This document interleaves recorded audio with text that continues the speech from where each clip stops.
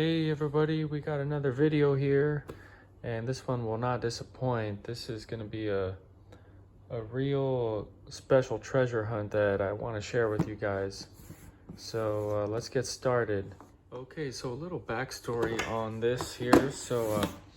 I actually went recently to a political collectibles flea market. And the reason I went is because they listed there would be like some military collectibles, which I'm really into. So I walk up to this guy in this booth, and he has this bin here with a lot of little just collectibles and doodads in here, and it says any item this box $2 each. And I thought that alone was a great deal, $2 for each item, because there's a lot of really nice stuff in here. So here's some information right here on this looks like their next show, and yeah, it was mostly political items, you know, old political pinbacks, presidential items, stuff like that. So anyways,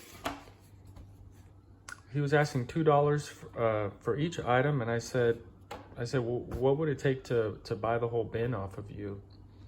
And he threw me $80, and I countered with $60, but he was pretty firm on 80. So I thought, you know, what the heck? I'm pretty sure there's a few really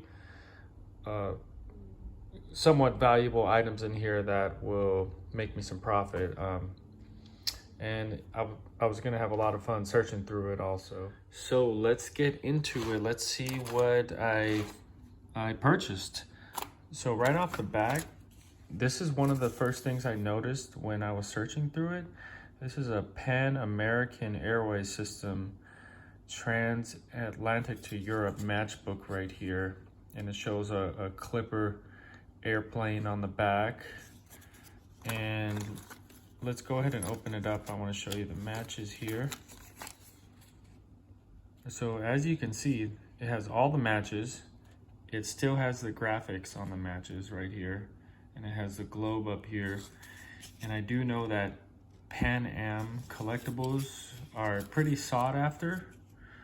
It's one of those like nostalgic, well-known airlines. So I knew right off the bat that I can probably get a decent chunk for this, maybe 20 or 30 bucks alone, maybe even more, because I didn't see any listed online. So this is a really nice matchbook here.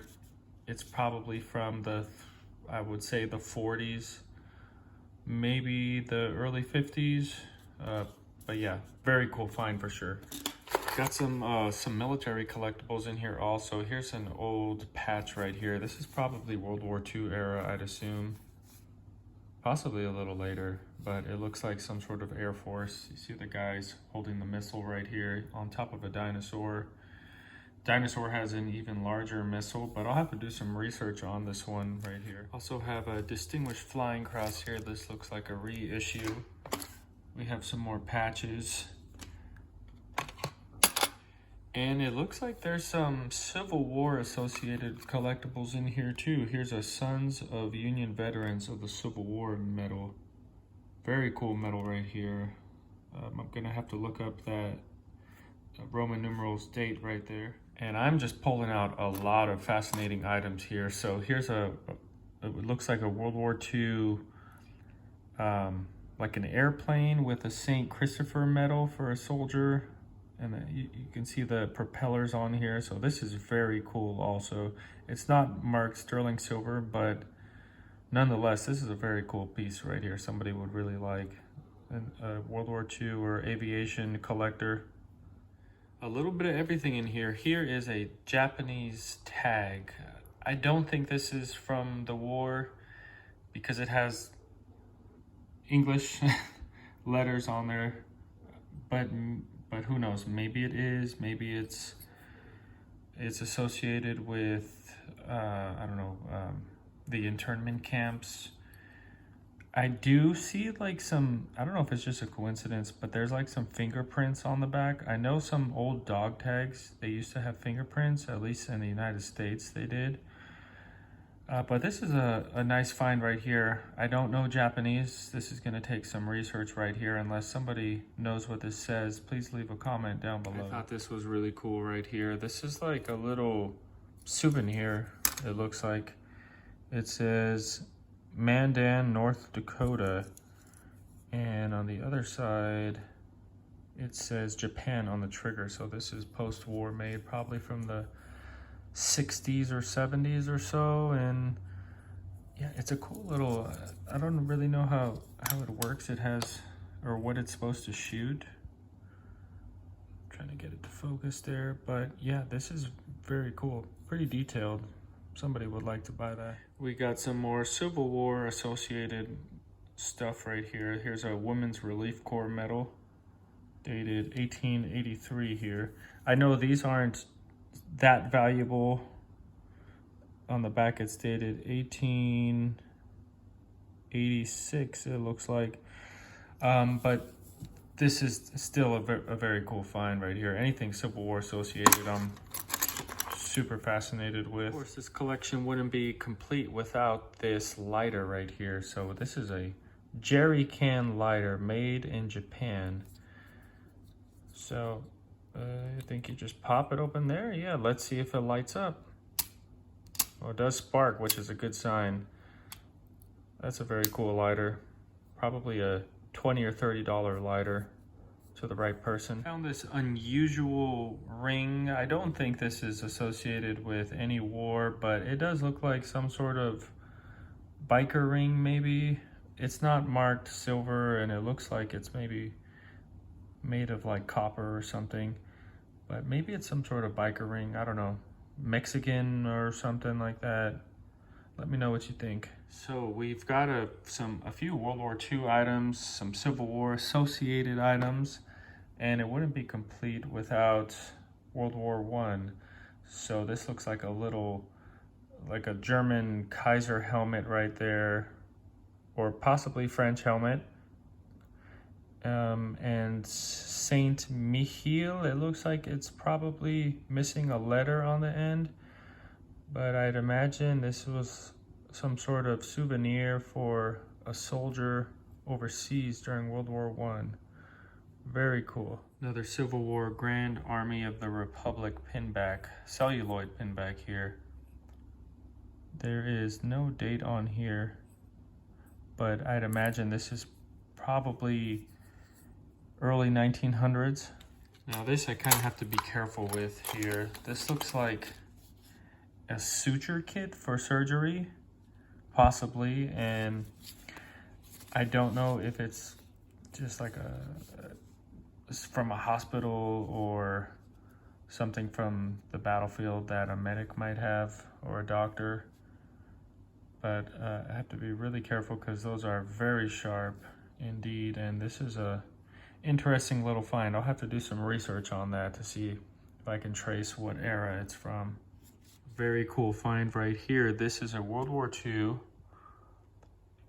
Packard Work to Win War Worker pin. So this was probably given to employees at the Packard factory when they were building for the war effort. Very cool find. It's not marked sterling as far as I can see, but another cool collection here. Well, this is turning out to be a great buy for 80 bucks here. Everything will absolutely add up to at least double my money, and we'll see if we can find anything of considerable value here. All right, so I pulled out these rings here, and I wanted to see if any of these are gold or sterling. So this ring, this looks like it's silver, nickel silver. So this is not real sterling, just a little costume jewelry ring. Probably not real gemstones also. This one looks like it might be sterling silver, and it says, let's see if I can focus on that here. I think it says alpaca. You guys probably can't see that, but the alpaca stuff, it's like kind of always hit or miss. I'm not really sure if, I don't think all of it is sterling, the alpaca stuff, so I'll have to test this to make sure it's sterling silver before trying to sell it. But a nice little ring. Now this right here is a nice, I want to say it's a Native American style ring, or actual, you know, Native American. I'm not too familiar with Native American jewelry. There's so much to learn about it, such a wide variety. But I do see these, what looks like native designs on it. And then you have the gemstone here. It might be a turquoise stone. It might not be. I'm not a gemstone expert, but this might be gold. I don't see any stamp mark on it, except either the number 9 or the number 6 on the bottom. I don't know, maybe that means 9 carat, but it looks like it does have a repair on the bottom here. Somebody probably broke it and tried to solder it together. Or it could just be the plating coming off if it's plated, but I'm for sure gonna have this tested as gold because it kind of has that gold glowing tint to it, which makes me think this might be gold here. So I'll let you guys know if this is gold. All right, well, the search was well worth it and the wait was well worth it because I just pulled out a 10 karat gold ring here. And as you can see, it's not really focusing well, but it does say 10 karat there on the band on the inside.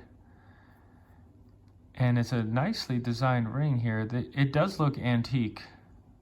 It does look antique for sure. And I don't know, like I said, too much about gemstones, but it does look like a ruby.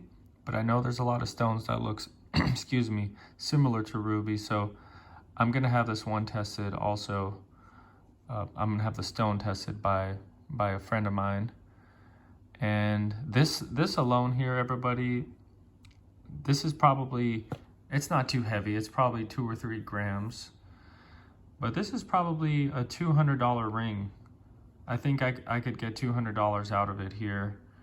And I paid $80 for everything. This alone will double my money for what I paid.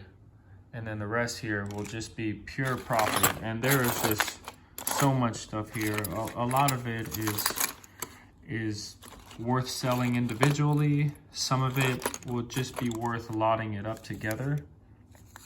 But wow, what a great buy. And the guy who I bought it from, he gave me his business card. He's actually a professional dealer. And he travels across the country to military shows and expos, and he told me he even sells to some of the big websites like IMA and Gettysburg Museum. And he gave me his card, and he actually lives in Phoenix where I live, and he said that I can come by sometime, give him a call, and go to his house and pick out what I want to buy. So hopefully he has more stuff like this, more good deals here. That'll definitely make it worth it and make a nice video for you guys to see. So I'm definitely going to keep in contact with him. And thanks everybody for watching my treasure hunt here. I hope you enjoyed it, and I'll see you on the next one. Bye bye now.